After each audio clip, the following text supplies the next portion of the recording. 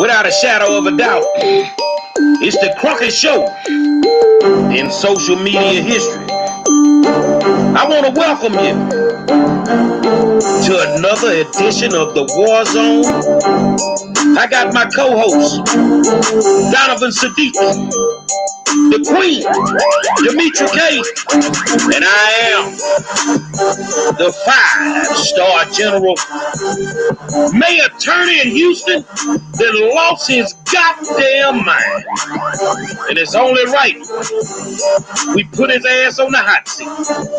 It's going down tonight, man. So you might want to share this video, because we ain't pulling no punches tonight, bro. Say, man, I want to welcome you to another exciting edition of the War Zone. What's today, Donovan? It's Wednesday, ain't it? Today is Wednesday the 24th. Yeah, it's Wednesday the 24th, and we hear Demetri K is she's here, y'all. She's on a phone call, so she'll pop in just a second. And we back in the building again, man. We finna talk about it tonight, man, because I something just happened and we switched the whole format of what we were gonna do, what we were gonna talk about, and tonight we just gonna keep it 100 with some of the stuff that's going on, and we're gonna see where it go from there. So you know how we do, man. Make your comments, ask your questions. We're gonna post your questions. We're gonna answer your questions, but we're gonna get down to business, man. I don't know if y'all know, but those that don't, Mayor Sylvester Turner today released his list of people for his 45-person uh, police reform task force. And Donovan, you're not in Houston, but it's the same old usual suspects. The same old Democratic usual suspects that don't have a clue what needs to go on with police reform. Now, I think it's a slap in the face of the true soldiers on the ground level, grassroots, who put the work in every day, who work with the Houston Police Department, Harris County Sheriff's Department, and all these other police entities around the city of Houston to keep our neighborhood safe, to keep law enforcement in line and not brutalize and kill our people. And sometimes we don't get to accomplish the goal, but every blue moon one of them slip through the cracks. But for the most part, we do it. So the question is how did he come up with this list?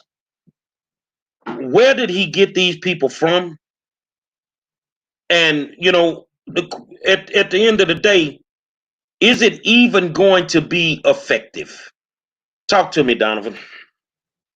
When I saw the list myself, I said, well, damn, 45 people. What could be accomplished with 45 people on any kind? I mean, we can't even get consignment on the Supreme Court with 9. So 45.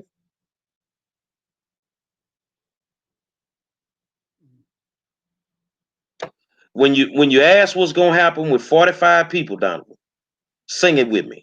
Not a goddamn thing. So with all those people, and then you look at the list, and some of them are donors or receive money from the same group of people, and it's almost like it's a pacifier just to let them say we've done something, which, like you said, they're not going to do a damn thing. And people have just been silent. They just look at it like, I'm in shock, you're in shock, and I'm very sure a lot of the listeners out there are in shock. But it's just like, how do they, with a straight face, put this list out? And more than half of the people on the list never had a negative interaction with the police department. I'm very sure of it. I'm gonna say this here, man. If you go through his campaign finance report, you'll find a busload of them people on his finance report. And anybody that wants to that's a Turner fan that wants to contradict me, let's pull that finance report. You'll find the Max Millers on the report. You'll find the Reverend Nashes on the report. The Derek Muhammad's on the report. You can't even fathom true reform with the list of people that he has. Now, I will say that when I was asked that I want to do it, I made it painfully clear to the person that asked me, he'll never pick me. But I work with the Houston Police Department. You heard the police chief say it when he was on the show. Harris County Sheriffs. I work with the churches. I'm in the community. So the things that they are trying to accomplish, I actually work with a group that does it every single day. So why wouldn't I be qualified? Well, I'll tell you why I would never be qualified. Why I would never be qualified. Because I wouldn't kiss his ass. I would really get out for the people. Why is Brad Jordan not on that list? He works in the community. You know, I can even say if it's entertainment, Paul Wall does work in the community. You know, but the people that this man put on that list is a goddamn joke.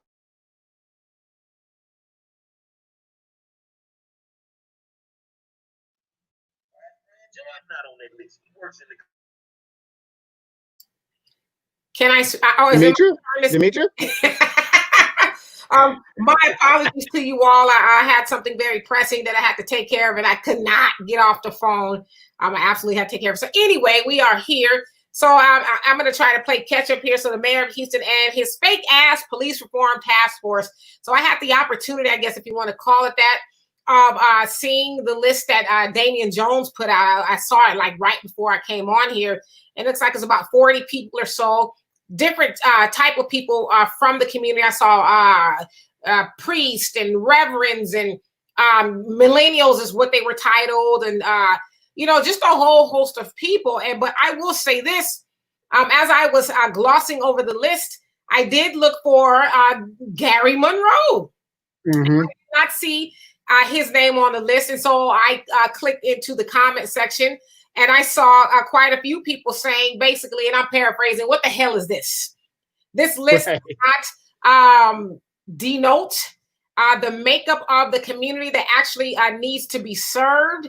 It's just a bunch of people who really have, I don't want to say no clue, but they really don't have their finger on the pulse of the neighborhoods that are actually being brutalized by the police. And so it sounds like the list, I don't know. To me, the first thing that came to my mind was diverse. It was diverse.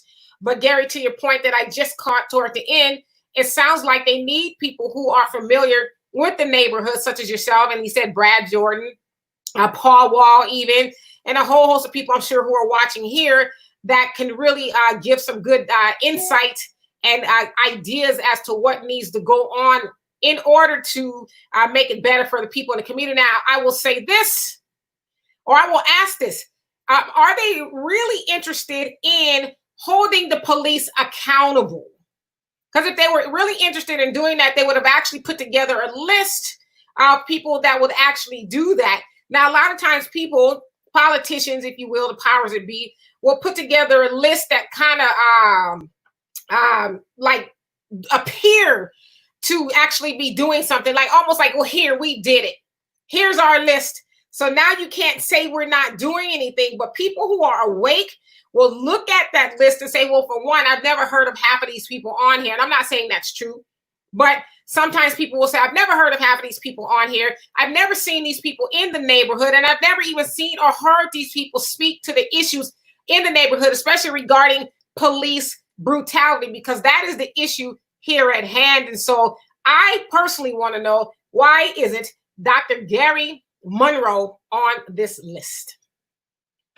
Well, I'm gonna be honest with you, man. I don't have very many friends politically. I tell them, I'm not in the business of making friends. I'm in the business of making money.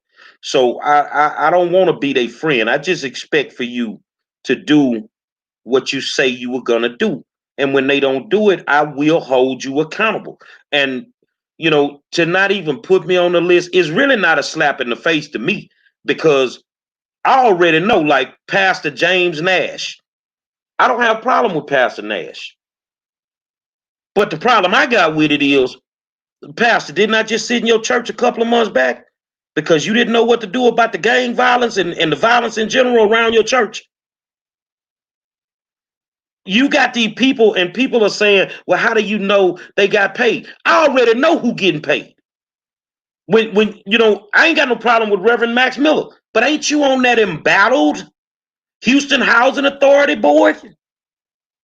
See, they just moving them from one board to a task force, from one task force to another board. You don't accomplish anything over there. So now you're going to put this together to make the people think that you're trying to address the issues, when in all actuality, you not. And like when I talked to somebody today, their biggest concern was, while they are waiting 90 days to play with this here, what happens if somebody else gets murdered? What happens if somebody else gets murdered? You put Carla Braley on there. Now, y'all don't know Carla. She just ran for city council in District D. And Carla was, over Texas for Mike what was his name that ran for president? The boy, Bloomberg. She was over Bloomberg for Texas. And, well, she's one of them professional Negroes that's going to be on anything that can come up that he can put on, so eventually she can run for something and have a resume that's out of the roof. At the end of the day, I challenge anybody except Johnny Mata who's on there. I challenge anybody on there to show me where you've had a negative interaction with the police in any capacity. When you don't see the Gary Monroes, when you don't see the Robert Muhammad's, Abdul Halim Muhammad's on there, the Reginald Gordons, the Kofi Tahakas, the Secunda Josephs, the Rail Douglases. This is a sham task force that ain't going to accomplish nothing. And the city council people who recommended some of these people, I'm trying to figure out the last time the cop whooped somebody's ass and they ran up in the rabbi's temple for some help. That ain't never happened. So this is another, all these people Democrats, another Democratic joke that's being played on the people. Like, I can understand if they had a rabbi or a priest such as your Michael Flaggers, who is, in the heart of the neighborhoods in Chicago. I don't know if you guys have ever heard of Father Michael Flagger, but he is on it. Like, him and kind of like that. Now, this this priest rather, is a white guy. And so unless y'all have somebody like that on this task force, what are they doing now? I'm talking about somebody who's really going to get in there, roll his sleeves up, and, really speak to the issues and say, I know firsthand. And to your point, Gary, I have people running in and out of my church with, the issues of my father, my husband, my sister, whatever, was just mowed down by the police. In fact, someone like Father Flagger holds conferences all the time, taking the Chicago PD to task. You guys heard Chicago had its most deadliest weekend, this year was 108 people shot and 14 murdered. And he stood out there with people from all over the community and, was asking questions and said, basically that we need to have something done. You guys had a plan for COVID, and now you don't have a plan for, the murders that are taking place in the inner city. So unless y'all have somebody like that on there, it's really just, we're here for show, maybe, or to say we did it. Say, in your neck of the woods, the rabbi is cool.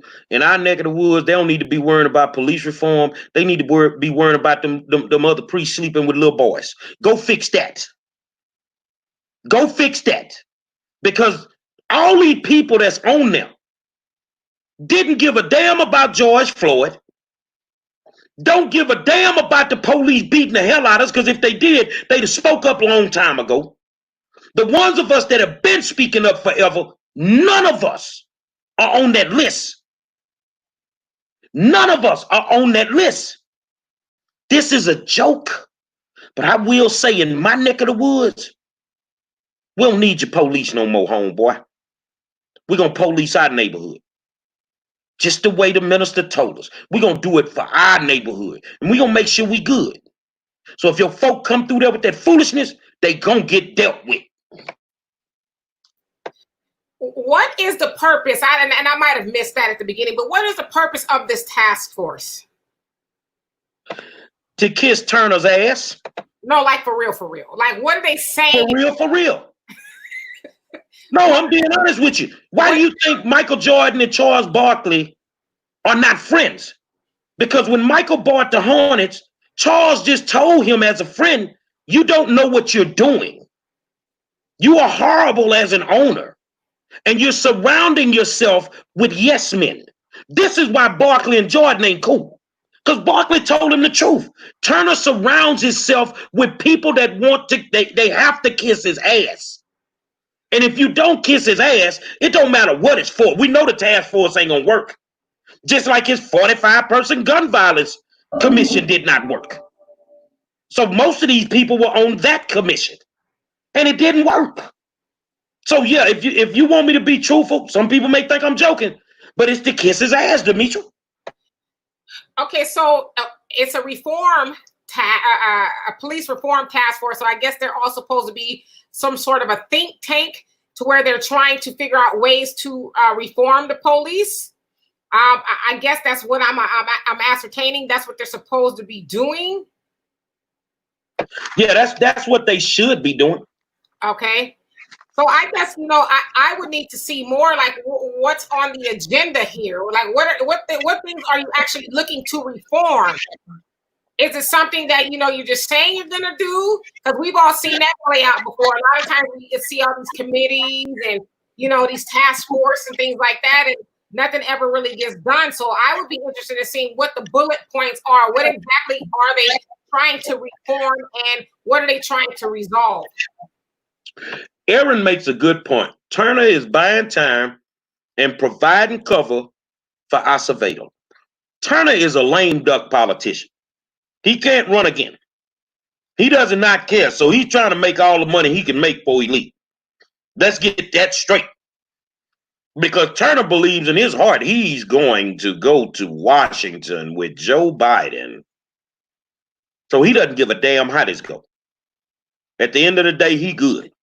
He don't give a damn how this go. But them city council people, and I know some of y'all watching, we're going to take care of your ass at them polls, man. First term or not, I'm telling you what's going to happen.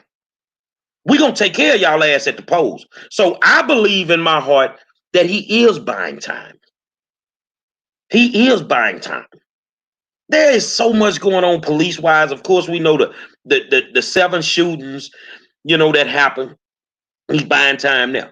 He's buying time with the Tuttle case, with the 2 innocent white people that got killed. I had to be reminded that even in the county, Reginald Spivey, who killed Pam Spivey, that went to Yates, he was a constable. If you watched the court show or whatever, he was the bailiff on the court show. It's been over a year. This man ain't even been to the grand jury yet. You feel what I'm saying? So all this reform, these people is some suckers, and we finna reform something. We gonna transform. Okay, keep playing. When the hood get riled up, ain't gonna be no little white boys on those skateboards. All right, so I saw, if I'm not mistaken, Derek Muhammad on there.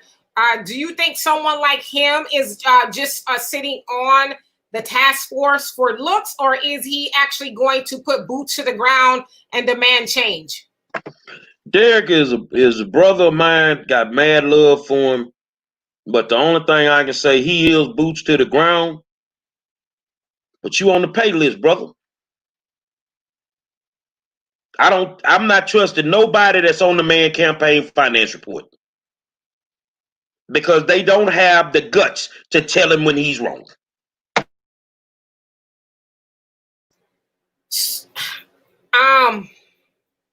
Well, one of my questions real quick is, and JJ said this on the line, are these pastors that are on the committee, are they there in their capacity as a pastor? Because you're supposed to separate church and state.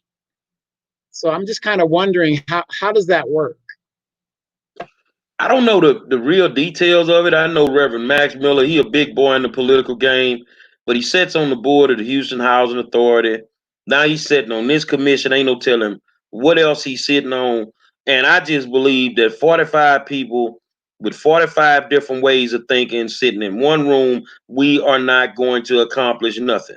And I know in my heart, you can't tell me how the police should interact with me when they ain't never interacted with you.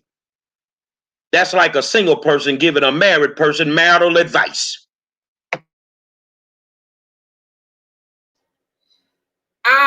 So Gary, is that something? Because people floated your name around. Is that a task force that you would want to sit on, and do you feel like you would be an asset to the task force? First of all, I would ask anybody who questioned my ability that if I'm already working with the police department to bridge the gap, let's think about that. I bridge the gap between the youth and the Houston Police Department. I incorporated that into the school system. You see what I'm saying? So the thing is now you have a better relationship between the young people and the cops, especially in the African American community, than you had before when I showed up. Well, hold on. Ain't that what this whole thing is about? But I'm really not upset about not being on it because I knew he wouldn't pick me. But there were other people that he could have chosen that have that same skill set. You feel what I'm saying? That have that same skill set. Now, what you want us to be is third-party contractors. You don't get these 45 astronauts together. Y'all gonna build this spaceship to go to the moon. The problem is, don't nobody know how to work none of the gadgets in the ship. So now you gotta send these folk back to us so we can help them figure out what they need to do. No, I'm not doing it. So yes, would I be an asset? Yeah, I'm already doing it. The thing is, I'm already doing it.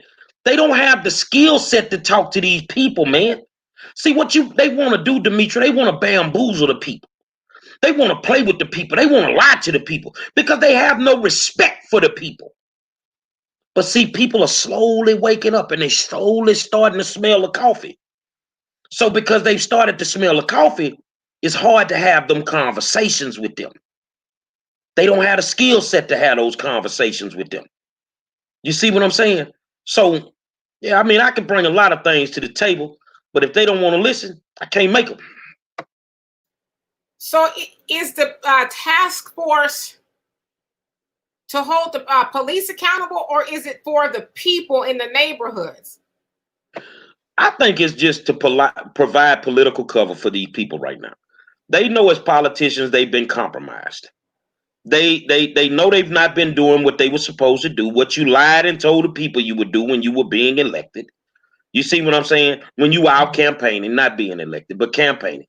So now you just have to do something to try and make yourself look like you've done something. But you know the whole time that you ain't really doing nothing. Don't that sound familiar? Ain't that what they did when they tried to impeach Trump? And I want to ask, would you be an asset? I wasn't saying that you weren't going to be an asset. I meant as far as sitting, on a task force like that with so many people who doesn't seem like they really have an idea as to what's really needed in regards to police brutality and Black people. Almost seem like you would be working against them, or they would be working against you rather. You can't put Abdul Halim Muhammad, Gary Monroe, Secunda Joseph, Darrell Douglas, Travis McGee. You can't put those type of people in a room and not come up with solutions. We demand solutions, but before we walk in the room, we already got solutions because we realistically deal with this every day. So you didn't need 45 people. What you needed was 10 soldiers. You needed 10 soldiers. Nobody that has no political connection to you. Nobody that has no financial connection to you. Just people that want the best for the people of Houston. You got the Asian dude named High. That I think High was on our show too. He's an activist. I mean, it's so many people they could have chosen, but they didn't pick none of those people. So all this is another paper committee. It's just a sham paper committee. You talking about Hyde that was on here clowning and acting up when we was talking about financial advice? That Hyde? The Asian guy? Yeah. Yeah, Hyde is, trust me, He's one of those that's fighting the police department for the Tuttles.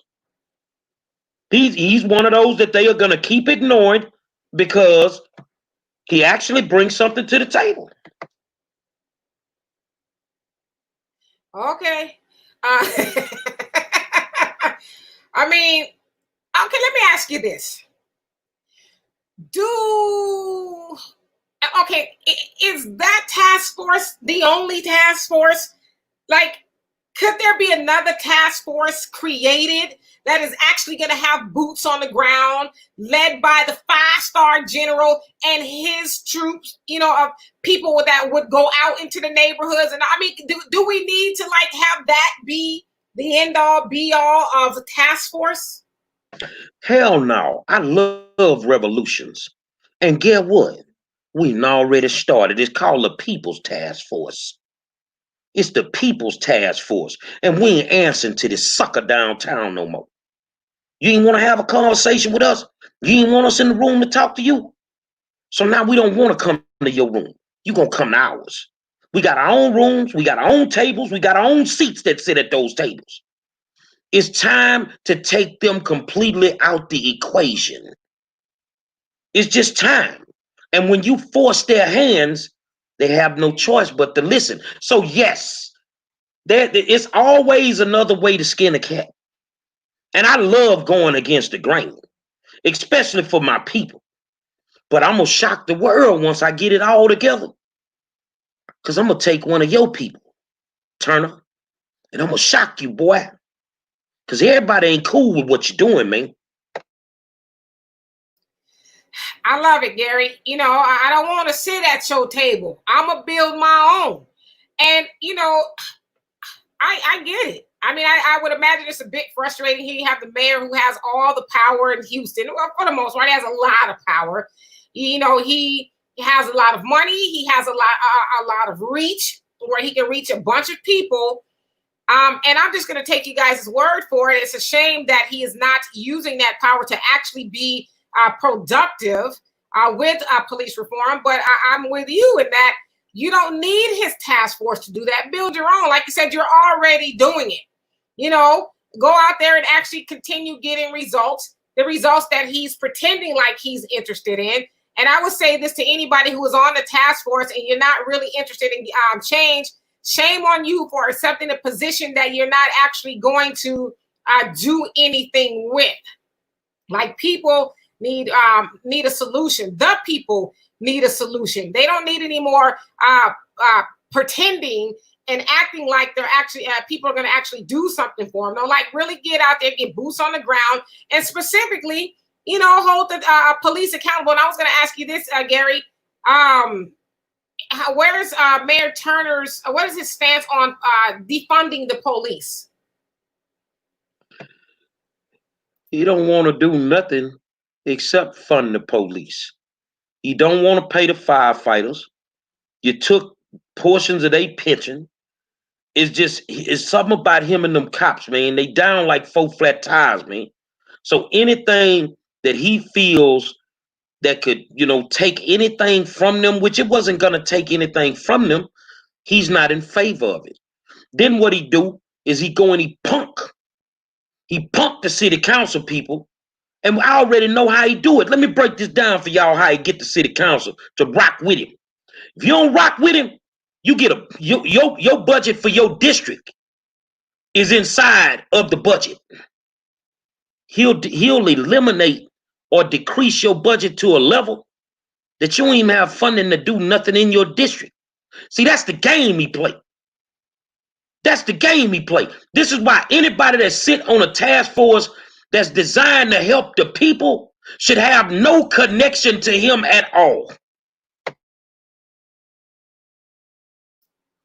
Well, that's never going to happen. Because I'm quite sure, most people, especially people in his position, they tie people to him that he's probably, more than likely going to directly benefit from. And so, of course, he's not going to put people there that's just, may exclude him from any recognition or whatever it is to be gained.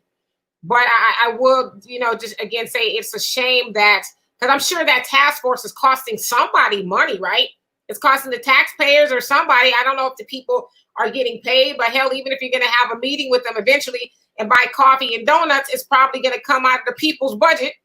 And so it seemed like it would behoove everybody involved to just, have people on there who are really going to be striving to help people, because police brutality is no joke. We're still hearing about stuff every day, everywhere, where the police are still off the hook. And so what exactly are we looking to reform? Are we just, like I said, playing house or playing politics? Like, what are we really doing here? For example, Krishan say, what about Trader Truth? He from the hood. He ain't from my hood. What hood he from? Let me tell you something about these rappers and these entertainers and all this stuff here, man. These folk here about that limelight, man. I ain't knocking Trey, but Trey don't speak for my hood. And I'm being straight up with you. Trey ain't down in my hood when them boys going off. Trey ain't down in my hood when them laws beating up everybody. Where's Trey at then? Was Trey on Cullen when they killed Albert Brazil walking down the street looking for his horse that night? Now, I got love for Trey. Whatever you doing, homie, do that. But these entertainers, and that go for all of them. You don't speak for my hood, man.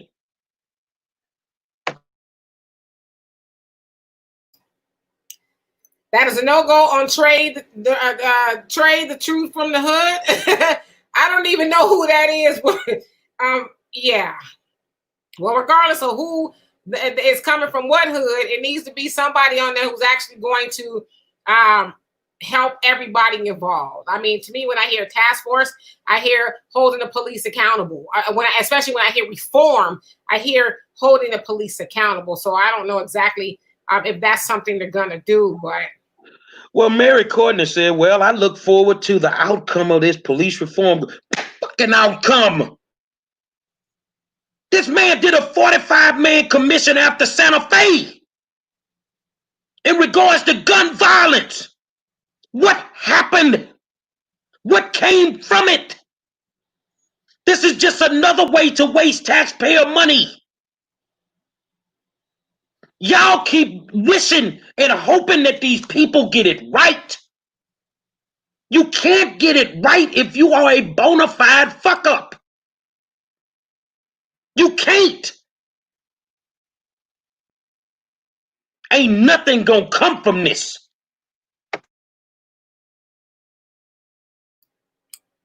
Yeah. So again,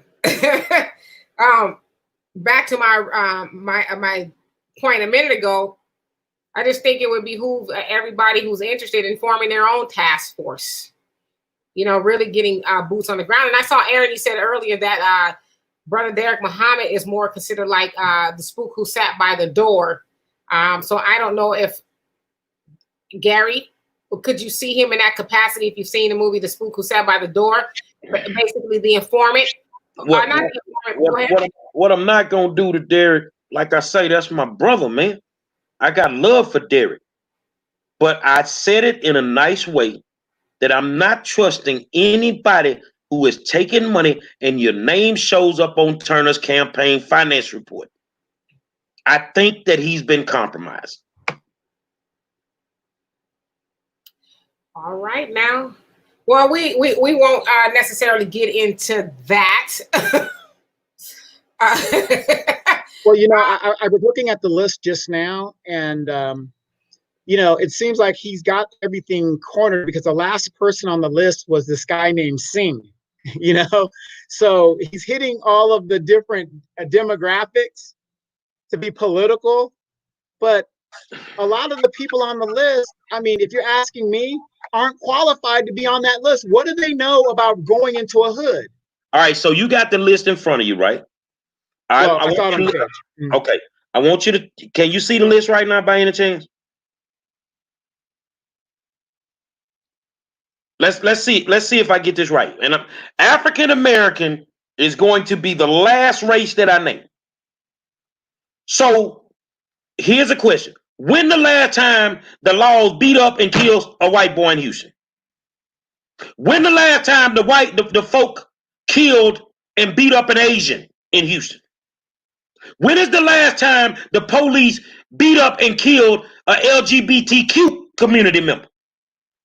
When is the last time they killed a black person? Ain't none of them people qualified to sit on that motherfucking panel, because once again, you've taken a black issue and you've made it everybody else's issue. And now you're going to come through the door with these suburban different mentalities that don't even deal with what the black man deals with on a daily basis. But you know, that's how it's always been, from the NAACP to the Urban League, and all these organizations feel the need. You notice in your first 10 people, they're represented. And they don't do a goddamn thing. But that's what I'm saying. You know, Mayor Turner, being a black man, he has fashioned this police reform task force. And to your point, I think you took pretty good mastery of it, and saying that it's predominantly black people who are brutalized by the police. But he brings on everybody and their mama to come speak to the issues in regarding blacks being brutalized by the police. And so that's nothing new. That's what we've always done that. You know, like I said, the NAACP and the Urban League and all these other organizations, we always want to bring on people who do not only look like us, but do not represent us or have the same experiences. But yet here they are. They're going to tell us what needs to go on in our neighborhoods in regards to us. I mean, to me, it's no different than having white police officers police the black neighborhoods. They don't experience the things we go through. They don't know about our daily lives, but yet they come in there like Rambo and run roughshod all over the people in the neighborhood. To me, it's the same thing. Hello, I'm here by myself, you guys. This is the Demetra K Show. Donovan's gone. Gary's gone. So I'm back. Where were you? No, I was just saying that's just what they do. That's what a lot of these our committees do. You know, these are black committees. We always put everybody else on these committees to speak to our issues. I mean, it's like, do we really want change? And I see Al had made a comment here. I want to go back to it. Yeah, it struck me as interesting, where he said, let me see if I get back to it. He says, black people in Houston don't care about police brutality. They only are concerned about getting to heaven, being a faithful servant. And so when I see something like that, I also think, somebody else mentioned the Democratic Party. I think about the Democratic Party, that most black people aren't really concerned with who's actually going to be elected. We're just concerned with showing up for the Democratic Party, being good and faithful servants, if you will. So, I mean, I have to ask that myself. Are we really interested in change? Are we really interested in reform if we keep on doing the same old, same old? Yeah, well, I totally agree with you on that. This is hard for me. I've been to a lot of funerals. I've dealt with a lot of things as far as police brutality, with our people. I didn't see anybody caring all those times that the Travises and the Monroes and, been jammed up by the laws. Like Travis McGee is an activist, but he's had a negative interaction with the police. It was all in the newspaper, on the news and everything. Janet Baker's son was murdered by the police. Won a big lawsuit against him. Why is this lady not on this panel? Why is this lady not on this panel? You see what I'm saying? It's sad that this continues to go on, and we, the activists, the community, we're left in the community to keep battling and fighting. But people have to listen to us. You have to listen to us. We're on your team. Turner's not on your team. You are now a target. You are a target. Gang violence. You got the police interactions with the people. I mean, all of this is not even being looked at in the right way. And the only thing you can do is say, well, I support him, because ain't shit happened to you yet. Ain't nothing happened to a family member of yours yet. I've seen these people beat the hell out of my partners, man. It's been going on, man. But in Third Ward, Texas, we ain't taking no more ass whooping from the police, partner. I mean, I totally agree. I think that you said a mouthful. And so originally we were going to discuss something, Gary, you actually brought up to me earlier this morning. You want to tell the people what it is you wanted to discuss? I've been watching these, these videos on social media where black people get so offended by white folk calling them niggas. Don't you think it's time we change our vocab?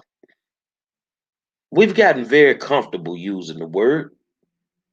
Now I get it with what some of y'all about to say, but I need you to think about that. I need you to think about that. Why are you so offended when the white folk call you niggas? Well, I tell you what, my daddy used to say, if it don't pertain to you, let it roll off you like water. I ain't no nigga, so it don't even bother me. But some of y'all really is some niggas, man. Turner a nigga, because that was some nigga shit today he did. So why is it like that? Why are you so offended when a white person uses the N-word, but you've made the N-word just everyday vocab for us? I was just thinking about that because I was watching one of those Karen videos.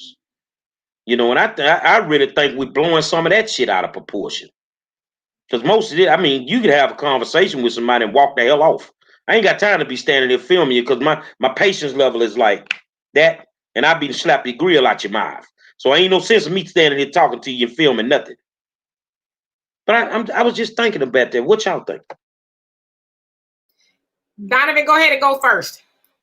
Well, I am known to use the word Negro, and which is, I guess, a proper term there that they're still using in documents in courts and doing your race and stuff like that. But being a person who was raised in the military family, the word nigga was never acceptable in my family. But like you said, there are Negroes and there are niggas, and there's a significant difference between the two.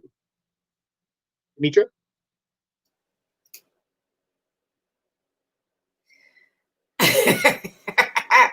I would say this. So let's go back to Karen for just a second. I think I know which video you're talking about, and it's mighty funny. My sister sent me, then I saw the video. It's a video trending with Karen. It's a white lady who flipped this black guy off and called him a nigger. From what he's saying, she flipped him off, called him a nigger, and cut him off in traffic. And she followed him for a little bit, and so he followed her home and started recording. And asked her why, this, that, and the other. And she's falling out, and my husband's black. You're gonna ruin my life, and all this other stuff, right? And so my sister agreed with you, Gary, in that we're doing the most. Who hasn't been cut off in traffic or flipped off? You just keep going, right? So we actually got into a little bit of a shouting match. First of all, I don't give a good goddamn that much about it, no way. But she was really mad at me because I said, when you do stuff to people, regardless of what color you are, when you do stuff to people, you can't control how they receive it. Most people who get flipped off in traffic or get cut off are not going to do what that man did and follow you home. Most people are just going to charge it to the game and get to their destination, right? But some people are about that life. Now let's get back to the N-word. Yes, black people use it. I use it probably 5, 10, 15 times a day. I don't use it on here or in public or in mixed company, as my mom says or has said. But ain't nowhere in hell somebody white gonna call me that and keep it pushing. I always liken it to this way. Now, when I was growing up, my sister and I literally fought like cats and dogs. I could whoop her ass all day long, but somebody else can't whoop my sister's ass. That's my ass to whoop. So the point that I'm making is, you can't call me that, because first of all, black, and I know it's wrong, we shouldn't say it, but black people didn't create that word. The white people created the word nigga or nigger, however you want to say it. They created, as Farrakhan said, the nigga. We didn't create that. And so I'll be damned if I'm going to give them a pass, anybody a pass, to call me that. Now, of course, and I know people are tired of hearing it, but when black people say it to each other, usually it is a term of endearment. It's almost like you guys used to watch the Smurfs back in the day, where they say, "Oh, you Smurfing. Oh, that's Smurf." It's kind of, you know, you insert it where it needs to go. But so let me try this a different way. Let's switch the word up. Bitch, you crazy. You already offended. No, I'm not. No, I'm not. You know why? Go ahead. I'm just timing in. Because I don't necessarily agree with women saying, "Oh, bitch, you bitch." That word is also interchangeable. You can insert it however you need it. Now, like, I don't get offended necessarily by those things. I wouldn't want no woman run around or anybody run around saying, "Hey, bitch, oh, bitch." Now, I understand people play or whatever. Okay, fine. But I'm not giving anybody a pass that don't look like me to call me a nigga. Period. So let me say this here by cutting folk off in traffic. There was no reason that you should have got into it for one reason. When you took the driving test, you said in the book, and when you took the test, you got the question right, that you would be at least 10 feet behind every car for every 10 miles per hour that you were going. That's the way you're supposed to drive. So if you're on the freeway and you're doing 60, you should be at least 6 car lengths behind the car. So I don't never run into those problems because I drive the way I'm supposed to drive. See what I'm saying? But when you're tailgating and you're doing all that extra, you run into them problems. But me, I ain't follow me home if you want. You're going to get what you're looking for. I ain't finna play them games. Don't follow me nowhere. But so let me ask you a question, Donovan, because I know you're itching to get in here. Do niggas exist? Absolutely. Absolutely, they exist. Absolutely. You know, and if you, how would you say it? It's how they conduct themselves. It isn't necessarily, I mean, you could put that title on anybody, but it's how they conduct themselves and how they handle their business. So like, let's say a father that ain't taking care of his children. That's a nigga. You know what I mean? You know, it's just, you know, how they conduct themselves. And that's the way I look at it. I could be wrong, but if a father ain't taking care of his kids, that's a nigga. So. Okay, so that's your example of a nigga. What's your example of a nigga, Demetri? My example of a nigga could change from moment to moment. It could be somebody getting on my damn nerves. It could be somebody leaving the ketchup top off. It could be somebody, you know, it could be anything for me. You know what I mean? To me, personally, a nigga is somebody who is doing something that is uncouth or less classy. You know what I mean? But again, that's not something, a term or that we created. We didn't even create the person, the nigga. That was something that was created for us by white people, right? And so I'm not gonna budge on who can call me that at all. Don't call me that. Well, Shannon Strickland says, yes, they do. It's a word that means an ignorant person. So my example of a nigga is an African-American mayor who puts together a 45-person task force that ain't gonna do jack shit. And the only thing in the room is a bunch of good white people that don't know nothing, some Latinos that don't know nothing, some nasty, freaky, pornographic rabbis that don't know nothing, and a room full of niggas. Wait a minute. So let me address Shannon's definition. So yes, that definition, we've heard that before. The word nigga means ignorant person. Well, that's a lie also. That's what white supremacy and people who want to make it seem a little less bad, if you will. That's the term they've given it. Well, we've all heard this. Well, anybody could be a nigga. Really? Then why did it come from the, is it a derivative of what, negroid and negro, and then they broke it down in the southern accent to nigger, a nigger? That's not what it meant, ignorance. That word was specifically made for black people. So when I hear people say, well, the word means ignorant, anybody can be a nigger, that's a lie. That is a lie straight from the pit of white supremacy. That is something they say to justify being able to say it. It's almost like they're saying, well, nigger is the word, the all lives matter word. You can apply that to everybody. Well, we know that's a lie. That's not where it came from. It specifically was meant to harm mentally and emotionally black people. It was meant to harm mentally and emotionally black people, right? So you would agree Turner is a nigga. Jerry Davis is a nigga. Calvin Shabazz is a nigga. I'm naming city council people. Abby Kamen, you a nigga. Tiffany, you a nigga. Let's go deeper into the game. Let's go John Lewis, you a nigga. Elijah Cummings, you was a nigga, but you a dead nigga. Oh, I'm gonna name these niggas, because these niggas is harming us. And more importantly, ain't nothing worse than a regular political nigga than a democratic political nigga.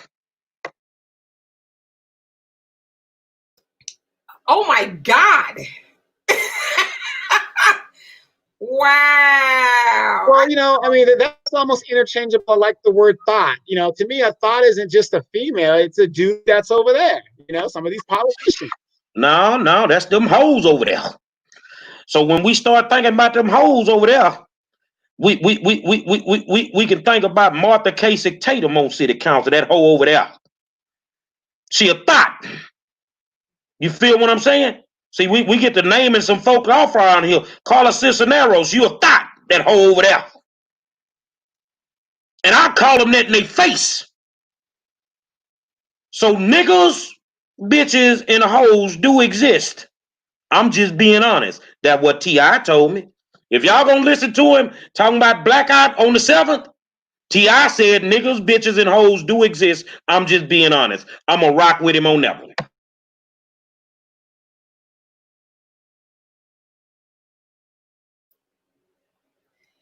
The views and the opinions of those guys are not necessarily the views and opinions of me. Lord have mercy. Yeah, so I digress. Should we stop using the word? I listen. We had a lady one time come on our show, and she rode my bumper for like 2 or 3 weeks behind Donovan using the N-word, but he was trying to prove a point on the show, and she just went crazy. And I'm one of those people, I'm here right now to tell you that I will never stop saying the word.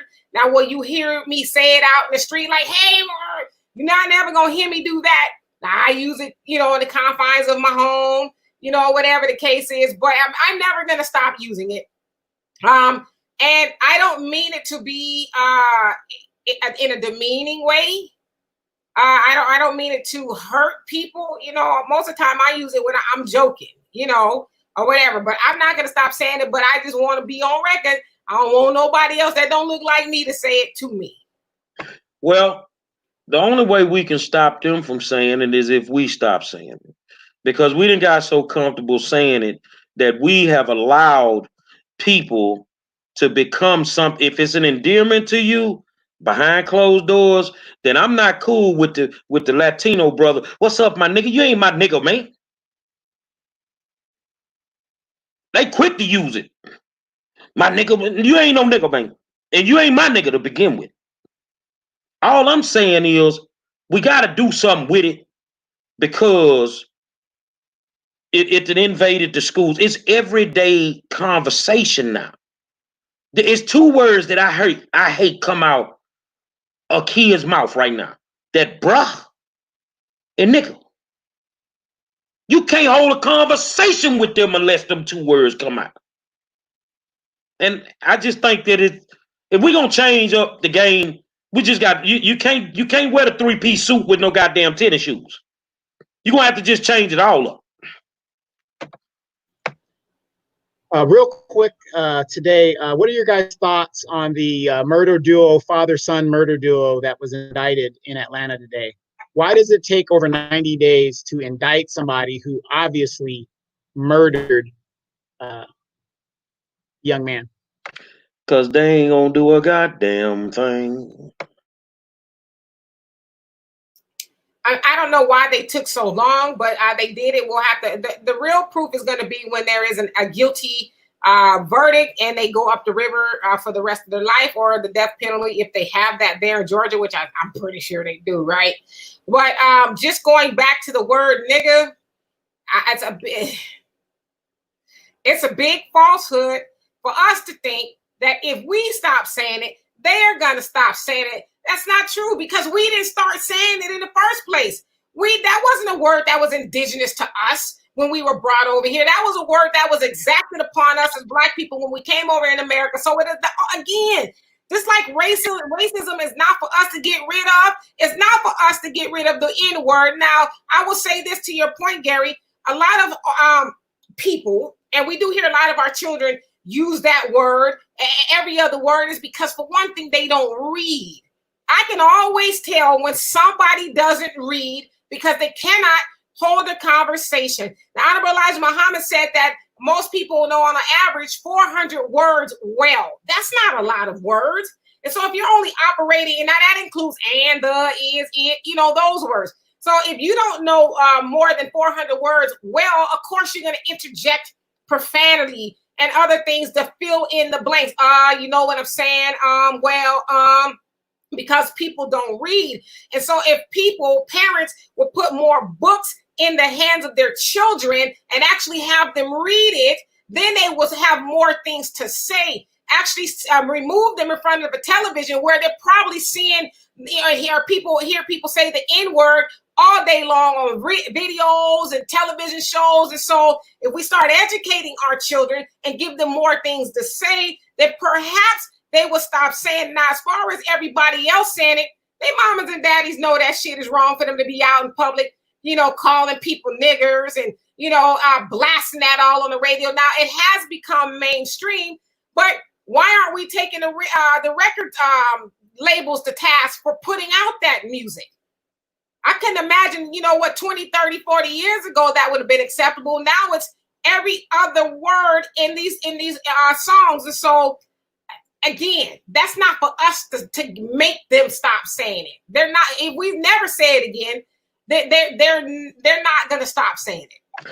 So we have to set the example for the youth. So how do you change childish behavior? Either one of y'all.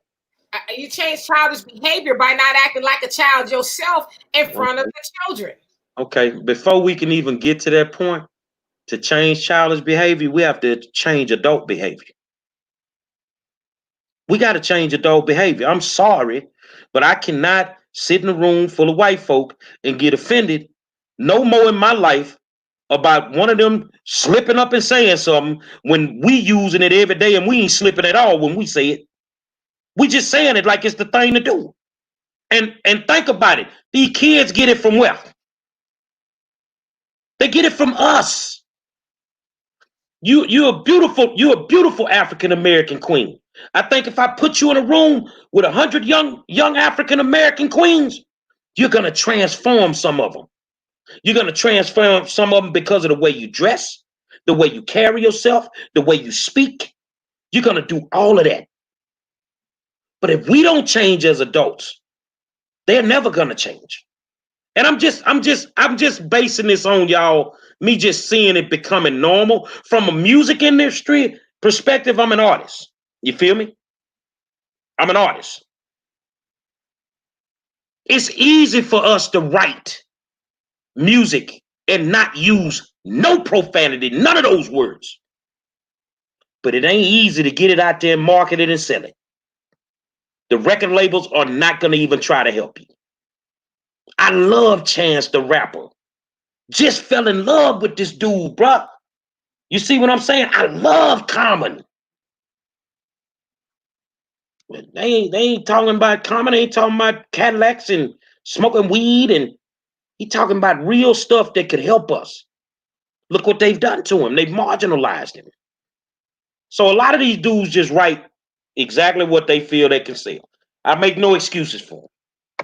Right. Well, I remember, you know, when the NWA and all the gangster rap was really kicking off, one of the greatest albums, rap albums of all times. And I know you guys probably won't agree with me, but this rapper was from Dallas, Texas, hooked up with NWA, known as the DOC. That first album did not have one curse word in it. Greatest album of all time, one of the greatest albums of all time. And without a shadow of a doubt, I mean, DOC, one of the greatest writers of all time. Ask Dr. Dre how many he done penned for him. But you know, when you just hit that spot, you know, they don't want the Salt and Peppers no more. They don't want the Heavy D's no more. They want rappers that's talking, you know what, as an artist, and that's a whole different discussion. And I think we ought to talk about that one day, Demetri and Donovan. I don't like what they're doing with the females. I don't like it. I don't feel they should exploit themselves. I feel Megan is highly talented, but she has to play on the fact that she has a great body. The same thing with Nicki. She has to play on the fact that she has a great body, and they use sexism as a way to sell records. And even them, nigga. Yeah, I mean, absolutely. You know, but I always put the onus on the parents. It's always the parent that, you know, I've always, in regards to my child, I always felt like I should be the role model. You know, no one else should be a role model for my daughter. And so I, you know, took it upon myself to teach her the things that she should know, you know, right and wrong and all of that. Now, what she ultimately does with it is on her, but I did my job. And I agree with you in regards to the rappers, especially the female rappers. You know, my daughter's 27, and so she takes it upon herself to listen to New Music Fridays where they come out with all the new music. And sometimes I'm around when she's listening to it, and I'm like, this is absolute garbage. Now, I'm not a prude. You know, I you know, grew up, if you will, listening to Little Kim and all of that. And especially if you listen to her first album, you're like, whoa, this is a porno on wax. I mean, for the most part, you know. But they are they're marketing these women to just be utter filth.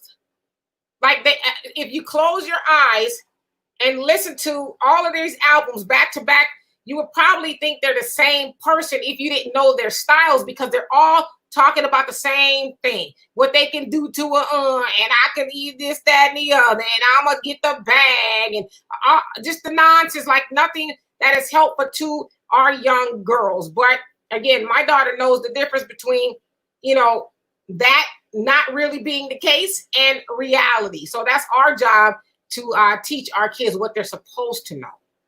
Now, Aaron says you can write and rap about it without glorifying it. Well, let me educate you, my sister. Can you name me an African-American owned distribution company?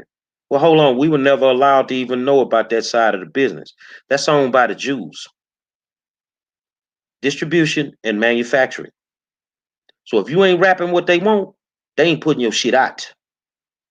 Your peoples, white people, Jews, or whatever you want to call them, they control that game. And they're not going to put your stuff out there. Now, as far as Lil' Kim first album, just the intro will make you bust a nut.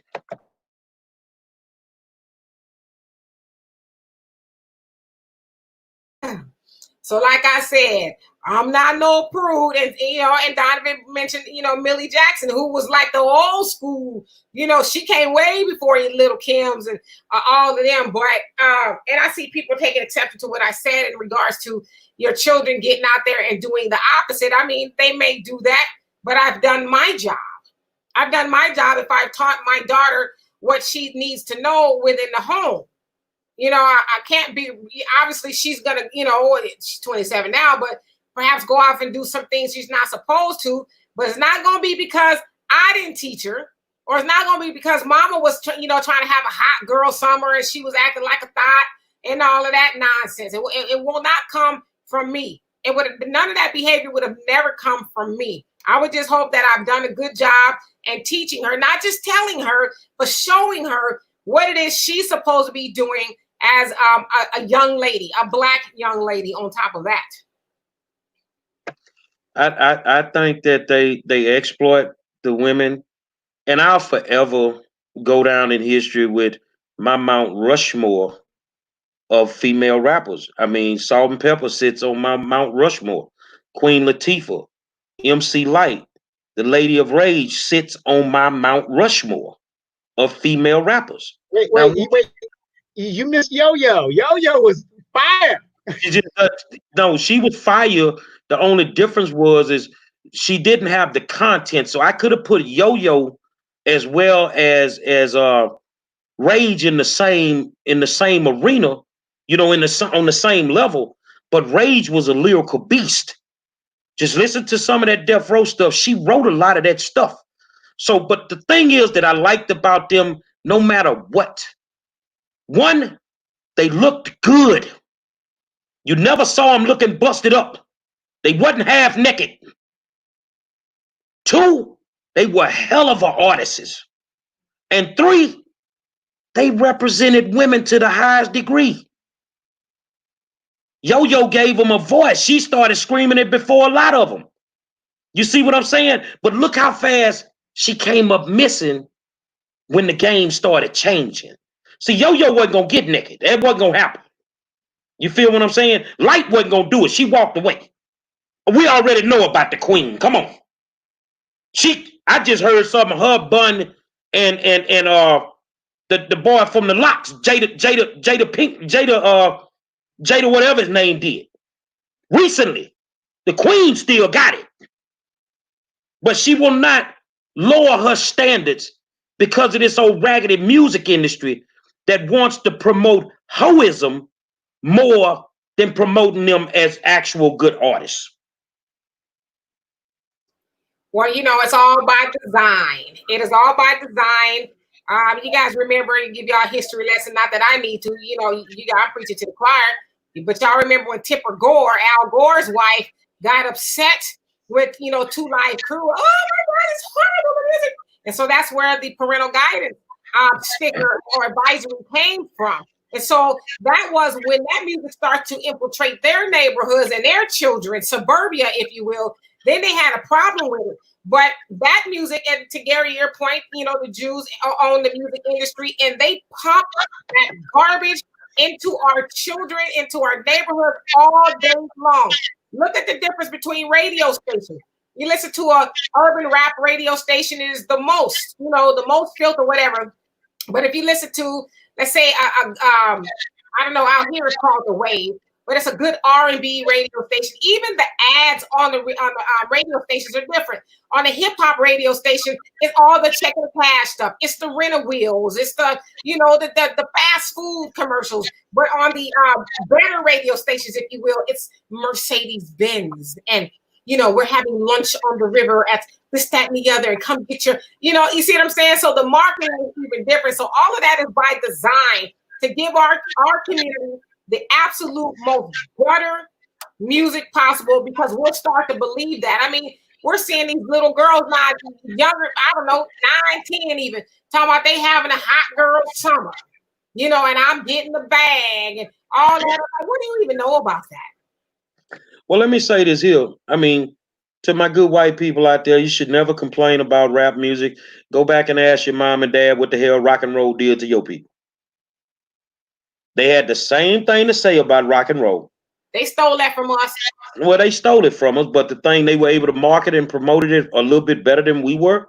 But they said the same thing. It was the devil's music and it was all that. So my thing is I'm an artist. I write what I feel, I write what I see. You know, that's why a lot of people love the song I did about George. I mean, that's what I felt in my heart. You feel what I'm saying? And you can't get upset because the way I express myself. But I know when a label is going too far. You see what I'm saying? I know when you ain't trying to sell records, you trying to sell sexism. You know, Lil' Kim sitting on the album cover with that thing pop wide open, looking like she got some oranges down there. Man, that wasn't about no music. You gonna pick that up regardless. You see what I'm saying? You know, Wait. I got a quick question. What was the greatest album cover ever made? Ice-T. That's it. Power. And guess where she's from? Darlene, guess where she's from? Our neighborhood. The See what I'm IE. saying? But see, the people nowadays wouldn't know that. Now, people, I want y'all to understand, we've never talked about this before. But I know that's the greatest album cover ever been made. That started it right there. But then when you left there, you went to the 2 Live Crew album covers. You see, because if you was a little boy that was just playing with your meat with the Sears catalog, if you went up in the music store and hit the right rap music section, you could stand in the music store and bust a nut just on album covers. Did you say the Sears catalog? Oh yeah, they were jacking off over the Sears catalog. To me, that's the equivalent of doing that to the phone book. I mean, like it's. Do you know what's crazy though? Darlene, even though she's a few years older than us and stuff like that, she still lives in the IE. She still pretty much looks pretty much the same as she did when she actually did that cover when she was 19 years old. So, Final thoughts, Ms. Demetra. Well, I just like to sum it up in regards to the police reform task force.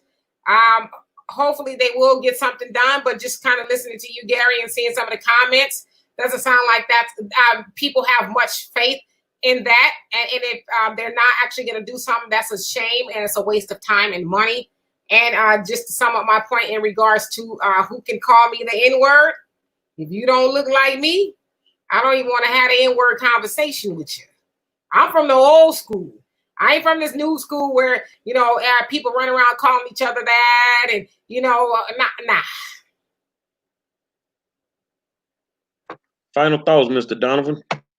Hey, again, looking at that task force, I think it's a bunch of bullshit. It's another thing to keep you guys distracted and make you feel good that he's doing something. You guys need to go in there and actually get a task force with the right people who know what the hell is going on, boots on the ground. Those people on that list, and I'm not even in Houston. I was like, it didn't make sense. So, I'm glad that this is Mayor Turner's last term or whatever. You guys got to we need to start looking to the future and start getting some progressive people into these positions to move the ball forward. My final thoughts, man, it's time for us to do our own thing. We put our faith in these people for so long. They keep failing us. We keep talking about it. As soon as I get to the highs, I'm gonna hook up with y'all, some of y'all, and we're just gonna rock and roll with our own stuff, man. We just gonna rock and roll with our own stuff. And if they wanna have conversations with us, they're welcome to come sit down at our table because we're no longer going to theirs. And that's all it boils down to. As far as everything else, man, I want to thank y'all for putting up with me. I mean, it's tough some days to put up with me, because I'm very, very opinionated. I don't hold my tongue, and I talk like a G, but I walk like one. And that's what it is. When it comes to being an activist and an advocate, I take it very, very seriously. I do the work. I never even think. Matter of fact, I take on too much work some days. And the only thing that I can see is that my people need help. And if I can help, then I'm gonna bust my behind. So people like, man, but you've been sick, man. You gotta take care of yourself. I am. But you know what? I don't know how people feel when they're dying. But if I die doing what I love to do, then I did what I was supposed to do. Turner doesn't float my boat. City council doesn't float my boat. I believe in me. And as long as I continue to believe in me, I'll never fail. Take your faith out of these man-made people's hands and you grab a hold to it and do what the higher power tells you to do. It is time for us to think and stop. July 4th, I want you to turn on Facebook because the minister is going to speak. He's going to tell you what you need to know. You don't have to be a Muslim, but regardless of what you think, you already won. Turn it on. Listen to him. But this Saturday, remember, y'all, Walter Lee Coulter, we going to stock market school this Saturday, man. So if you ain't signed up for the class, that's on you, bro, because we finna start making money come Saturday. $25 to get in the class. That's on y'all if y'all don't sign up, man. It is what it is. We need to make sure that we in there because this man finna give us $1 million information for $25. Come on, we can't beat that, bro. We can't beat that, man. Say, man, I want to thank y'all as usual, man. Ain't nothing like riding shotgun with two of your favorite people. I got my co-host, Donovan Sadiq, the Queen, Demetra K, and I am the 5-star general every night, 7 o'clock. We give it to you raw and uncut. Say they talking about it all over the country. Every show trying to emulate. But they ain't got the guts to talk about it like we do. It's the war zone.